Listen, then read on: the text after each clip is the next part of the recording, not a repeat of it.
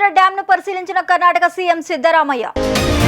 ఢిల్లీలో ముగిసిన కాంగ్రెస్ సమావేశం అగ్నిపథ్ పథకాన్ని రద్దు చేయాలన్న ఖర్గే.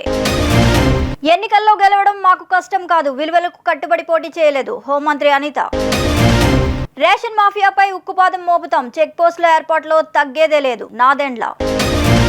జోగి రమేష్ కేసు ఈ నెల 22కు వాయిదా. ఒక వ్యాపారి మరణానికి బంగ్లా మాజీ ప్రధాని హసీనానే కారణమని మర్డర్ కేసు నమోదు.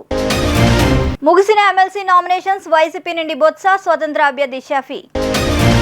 ఢిల్లీలో హై అలర్ట్, ఆగస్టు 15 సందర్భంగా భద్రత కట్టుదిట్టం. విశాఖ జిల్లా నియోజకవర్గాల వారీగా జెడ్పీటీసీ, ఎంపీటీసీలతో జగన్ సమావేశం.